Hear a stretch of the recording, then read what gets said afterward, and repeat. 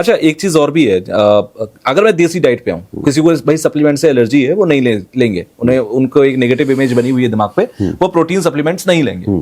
देसी फूड में या घर के किचन के अंदर वो कौन कौन से फूड्स हैं जो आपको लगते हैं ये पर्टिकुलरली लेने चाहिए अगर आपको सप्लीमेंट नहीं लेना तो? ओके, देखिए पहले तो तुषार जी देसी डाइट को ना मैं थोड़ा डिफाइन कर देता हूँ। हमारे यहाँ क्या है, ये जो थोड़े बड़ी उम्र के लोग हैं ना जी, 50 से ऊपर वाले स्पेसिफिकली, और टीयर 2 टीयर 3 सिटीज या विलेजेस वाले जो बड़े स्टबर्न माइंडसेट है, बिल्कुल इनके दिमाग में देसी डाइट। अब यूपी में आप जाएंगे, वहां सुबह सुबह सारे वॉक के लिए निकलते हैं, आते हुए सारे जलेबी कचौड़ी खा रहे होते हैं, वो भी देसी डाइट है।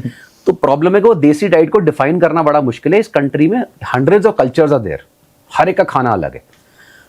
हम जब प्रोटीन रिच फूड्स की बात करते हैं तो देखिए आप नॉन वेज में तो कॉमन है सारे आपके डेयरी प्रोडक्ट्स, आपका मिल्क हो गया, ठीक है, पनीर हो गया, उसके बाद अगर आप सोया फूड में आते हैं तो सोया और टोफू जैसे भी आप फॉर्म में लेते हैं, नॉर्मल सोयाबीन भी लेते हैं, टोफू भी लोग खाते हैं आजकल।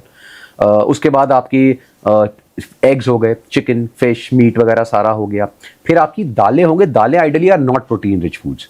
मैं ये लोगों को बता दूं, लोगों को बहुत बड़ी गलत है, दालों में तो कहा जाता है सबसे ज्यादा प्रोटीन है, ऐसा कहा जाता है।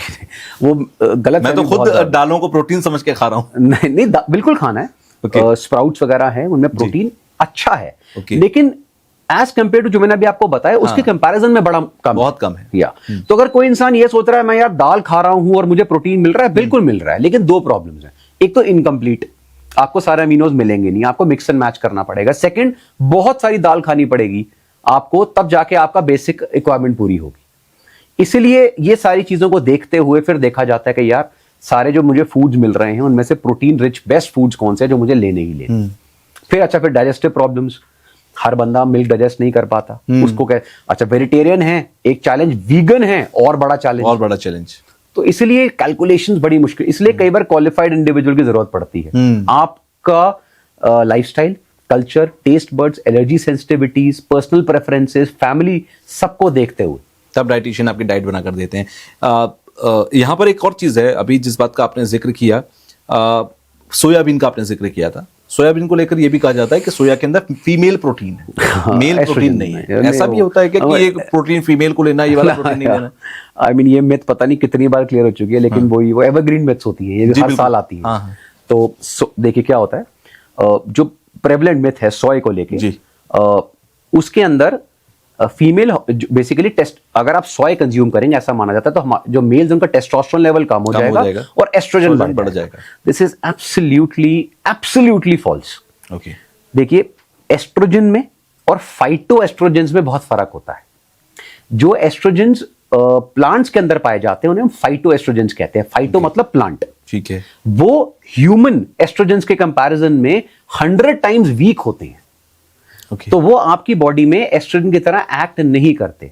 इनफैक्ट फाइटो एस्ट्रोजेंस की जो कार्डियोवैस्कुलर यानी हार्ट बेनिफिटिंग प्रॉपर्टीज और एंटी कैंसर प्रॉपर्टीज है वो बहुत पावरफुल है। ओके, इसलिए बहुत सारे फूड्स, खाली सोया नहीं, और भी फ्लैक्सीड्स वगैरह में फाइटो एस्ट्रोजेंस होते हैं और बहुत कुछ होता है। तो ऐसे बहुत फूड्स हैं। तो पहली चीज, सोया खाने से आपका टेस्टोस्टेरोन लेवल पे कोई इफेक्ट नहीं आता।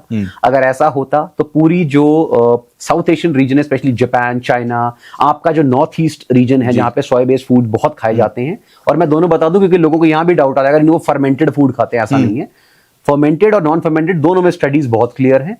अगर आप सोया कंज्यूम कर रहे हैं वो आपके हार्मोन्स के ऊपर कोई नेगेटिव इफेक्ट नहीं डालता है। तो फिर मैंने सुना है कि soya is the best thing in our kitchen, जो सबसे ज्यादा प्रोटीन रखते हैं। तो क्या सोया को प्रेफरेंस देना चाहिए अगर आप देसी डाइट में जा रहे हैं तो? Yes and no. So soya animal protein से बेटर नहीं है। अगेन इसमें दो चीजें आती हैं।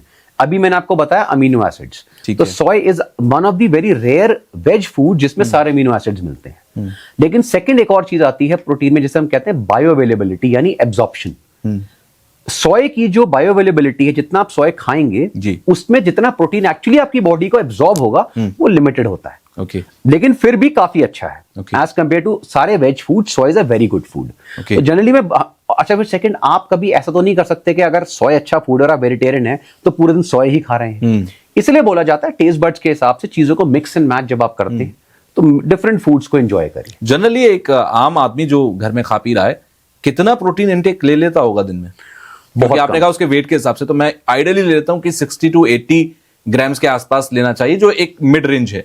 मुश्किल से 30 से 40 ग्राम भी नहीं आता आधे से ज्यादा लोगों का, मैक्सिमम लोगों का। यानी कि आप कैलकुलेट करके यानी कि हर आदमी अपनी डाइट के हिसाब से सिर्फ 50% ही कंज्यूम कर रहा है पर डे प्रोटीन। इसका असर उसकी बॉडी पे कहाँ कहाँ होता है?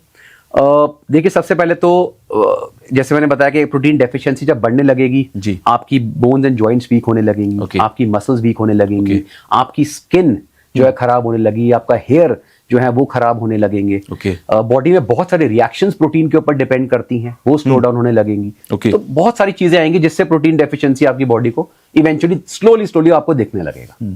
अभी कुछ साल पहले की बात है, एक मेरे कजिन है जो डॉक्टर के पास गए अपने जॉइंट पेन्स को लेकर। आपकी बात से मुझे याद आ गया, डॉक्टर ने उनको एक ही बात कही कि ये मल्टीविटामिन लिख रहा हूँ, ये प्रोटीन लिख रहा हूँ, इसे खाओ, इसी से सब ठीक हो जाएगा। तो आप ये मानते हो आज की डेट में बहुत सारा सर्च किया जाता है गूगल वगैरह पे कि नी के पेन के लिए क्या करें, एंकल के पेन के लिए क्या करें, या लंबर पार्ट में अगर मैं देखूं बैक पेन बहुत कॉमन है।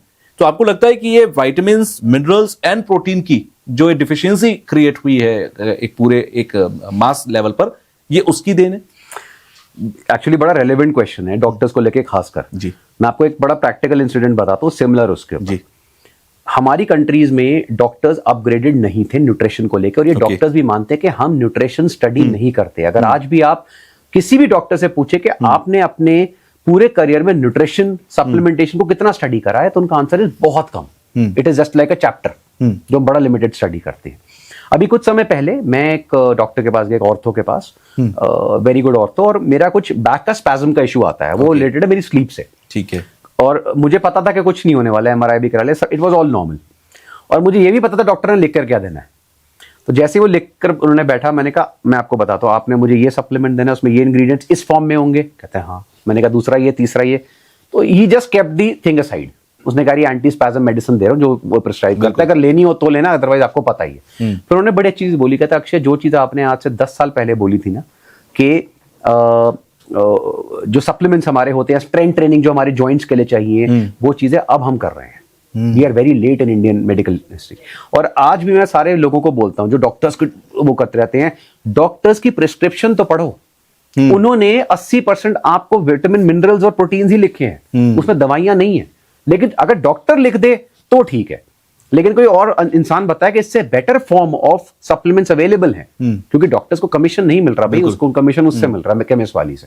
वो लोग मानने को नहीं तैयार। तो आप ये मानते हैं कि आज के रूटीन लाइफ के अंदर हर किसी के अंदर विटामिन डी आप टेस्ट करा लीजिए, कम होगा। 95% इंडियंस आर डेफिशिएंट। अगर वेजिटेरियन है, B12 आपको मोस्टली कम मिलेगा, मोस्टली कम मिलेगा। बहुत सारे विटामिन कम मिलेंगे, प्रोटीन तो कम मिलेगा ही मिलेगा। तो आपको लगता है कि एक आम रूटीन लाइफ में ठीक है, आप बहुत ज्यादा अगर सप्लीमेंट्स पे नहीं जा सकते तो आपको इसेंशियल सप्लीमेंट्स पर आना चाहिए, लाइक मल्टीविटामिन आप ले सकते हैं, आप प्रोटीन ले सकते हैं। और प्रोटीन के बारे में एक चीज और भी जानना चाहूंगा, वो भी बताना आप कि क्या जो व्यक्ति जिम नहीं जा रहा, बहुत एक्टिविटीज में नहीं है, वो भी प्रोटीन ले ले? बिल्कुल, क्योंकि हमने तो इसे सिर्फ जिम से जोड़ रखा है, वर्कआउट से जोड़ रखा है। बिल्कुल।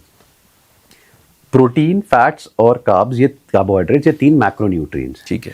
ये आपकी एक्टिविटी के हिसाब से डिसाइड नहीं होते।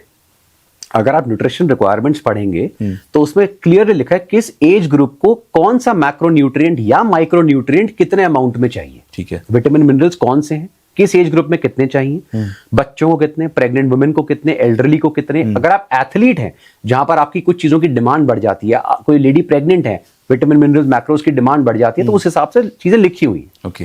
प्रोटीन जो है वो एक मैक्रोन्यूट्रिएंट है, उसको आप जिम से मत जोड़ो। उसकी डेफिशिएंसी जिम में नहीं पाई गई, उसकी डेफिशिएंसी मैंने बताया 70% अर्बन रिच इंडियंस में पाई गई है, इररिस्पेक्टिव ऑफ प्रोफेशन। ओके। तो वो छोटे बच्चे को भी डेफिशिएंट है, वो भी लेगा। कोई बूढ़ा इंसान है, उसमें डेफिशिएंसी है, वो भी लेगा। प्रेग्नेंट वुमेन भी है, नॉर्मल इंडिविजुअल भी है, इररिस्पेक्टिव ऑफ प्रोफेशन। अगर आप किसी चीज में डेफिशिएंट हैं, आपको वो फूड या सप्लीमेंट से पूरा करना है। यानी कि वे प्रोटीन जिसे हम कहते हैं, जो हम वर्कआउट के टाइम पे सबसे ज्यादा लेते हैं, वे प्रोटीन हम सबको अपने रूटीन लाइफ में शामिल करना चाहिए, 1 स्कूप एटलीस्ट। मैं आपको एक बड़ी सिंपल चीज बताऊं, मैंने हर जगह पे ना एग्जांपल दिया है जी। आपने देखा इंडिया में ना वो बैठक बड़ी होती है, 50-60 लोगों की, जो उम्र के लोग होते हैं, बिल्कुल, तो ऐसे ग्रुप में बैठ जाते हैं। अब अगर आप उन ग्रुप में ना कोई टॉपिक छोड़ दो ना, वो सडनली एक्सपर्ट बन जाते हैं सारे। आपने बोला अच्छा ईरान इजराइल वॉर, वो सारे डिफेंस एक्सपर्ट्स एकदम। आपने कोई शेयर मार्केट छोड़ दिया, वो सारे stock broker with in seconds. इसी तरह न्यूट्रिशन छोड़ दो, अब आपने बोला ऐसे वे प्रोटीन, वो सडनली वहां से एक अंकल, अरे बेटा मेरे वो चाचा के मामा के उसके लड़के को पता किडनी खराब हो गई थी, अरे बेटा तुम्हें पता ही नहीं है हमारे जमाने में। रेलिवेंट आपने बोला, एक प्रोटीन के बारे में किडनी को लेकर कहा जाता है। तो मेरे वो हो गया था, अच्छा बेटा हमारे जमाने में ऐसा कुछ नहीं था, इनके जमाने में वैसे भी कुछ नहीं था, तो इट्स नॉट देयर वो हम ये नहीं वो नहीं, ऑल द थिंग्स स्टार्ट। तो जब ये सारी बातें हो गई ना, वो स्टैंडिंग एक बार ऐसी सिमिलर, तो मैंने जब आधा घंटा इन्होंने बड़ी तसल्ली से एक दूसरे को वो दे दिया, जेम्स बॉन्ड बन गए सारे। फिर मैंने एक सिंपल क्वेश्चन पूछा 4 वर्ड का, व्हाट इज वे प्रोटीन। इन सबकी जो फेसेस थे उस टाइम देखने वाले थे कि यार ये क्या पूछ लिया, आप समझ गए। तो टेक्निकल चीजें जब आप एक्चुअल पूछेंगे ना किसी बंदे से, तो यही मैं लोगों को बोलता हूं कि इन टॉक्स से, ये सोशल मीडिया टॉक्स की बात करते हैं ना, Exactly. ये सोशल मीडिया टॉक्स है। जब सोशल मीडिया नहीं था तो ये सोशल मीडिया थे, अब ये लोग आ चुके हैं सोशल मीडिया पे, तो ये लोग ही ऐसी नॉनसेंस फैलाते हैं। वे प्रोटीन है क्या जी, आप जब दूध से पनीर बनाते हैं, पानी निकलता है, वो वे प्रोटीन है। Okay that is way protein. उसको सुखाकर वे प्रोटीन बनता है, ओके, और वो प्योरेस्ट फॉर्म ऑफ प्रोटीन माना जाता है वे प्रोटीन को। एग्जैक्टली पहले क्या होता था, उस पानी की इंपॉर्टेंस इतनी नहीं पता थी, उसको वेस्ट या तो फेंक देते थे या एनिमल फीड में देते थे, सुअर वगैरह को या गाय को हम उनके चारे में डाल उसमें डाल देते थे। उन्होंने ऑब्जर्व करा कि इस पानी को लेने से इनकी ग्रोथ बहुत अच्छी हो रही है एनिमल्स की। जब उसे लैब में स्टडी करेगा, उन्होंने बोला यार ये तो बहुत प्योर फॉर्म ऑफ प्रोटीन है, इसको हम फेंक रहे हैं। तब फिर इंडस्ट्रीज लगी, ऑलमोस्ट सेंचुरी अगो अगर हम बात करें, इंडस्ट्रीज लगी और उसमें उसको स्प्रे ड्राई करके उसको हमने पाउडर के फॉर्म में देना शुरू करा। आज की डेट में उसकी इंपॉर्टेंस इतनी ज्यादा, फिर अभी जो करंट स्टडीज हैं, पिछले अगर 20 साल की स्टडीज देखें, उसमें उसके अंदर इतने बेनिफिशियल कंपाउंड्स पाए गए हैं जिनके अंदर बहुत पावरफुल एंटी कैंसर प्रॉपर्टीज हैं, एंटी डायबिटिक प्रॉपर्टीज हैं, कोलेस्ट्रॉल लोअरिंग प्रॉपर्टीज हैं, हार्ट हेल्दी प्रॉपर्टीज हैं, वो इतना पावरफुल पाया गया है। तो उन्होंने बोला यार ये तो बहुत सिंपल और कन्वीनियंट चीज है। तो आज की डेट में उसे न्यूट्रास्यूटिकल की तरह यूज किया जाता है, कि बेबी फूड्स हो, किसी और चीजों, आप देखेंगे एड्स में, पहले नहीं आप सुनते थे, आजकल एड्स में वही कंपनीज जो पहले आपको कोई सप्लीमेंट देती थी, आप वो with added whey protein added, क्योंकि उसकी इंपॉर्टेंस लोगों को अब समझ में आ रही है। वे प्रोटीन इतनी सिंपल चीज है। तो वे प्रोटीन का डिब्बा 5-6 हज़ार 7 हज़ार का खरीदने से अच्छा क्या ये नहीं होगा कि घर में जो पनीर निकाल रहे हैं उसका पानी पी लिया जाए? क्या वो उतना ही है? क्या उतना ही सिंपल है? नहीं, उसमें प्रॉब्लम कुछ नहीं है। आप रोज पीजिए पानी, रोज पनीर वो सब है, लेकिन जितना अमाउंट ऑफ पानी उस वे प्रोटीन को बनाने के लिए चाहिए वो बहुत ज्यादा है। मतलब अगर आपको एक स्कूप लेना है तो उसमें लीटर के हिसाब से पानी पीना पड़ेगा, अराउंड 20 लीटर्स प्लस होता है, तब वो एक स्कूप बनेगा। ओके, तो आप उतना पी नहीं पाएंगे, इसलिए उतना बेनिफिट नहीं आएगा। अगर आपको एक क्लिप पसंद आई है तो आप इसका पूरा पॉडकास्ट जरूर देखिएगा। उसका लिंक आपको डिस्क्रिप्शन बॉक्स में मिल जाएगा और वहां जाकर आप इस लिंक पर क्लिक करके फुल पॉडकास्ट को देखिए, एंजॉय कीजिए। कमेंट बॉक्स में मुझे जरूर बताइएगा कि आपको जो कुछ पॉडकास्ट में बताया गया वो कितना सटीक, कितना बेहतर, कितना नॉलेजेबल लगा, आपकी लाइफ में कितना वैल्यू एडिशन इसका हुआ। तो पूरा पॉडकास्ट देखकर फीडबैक देना बिल्कुल मत भूलिएगा।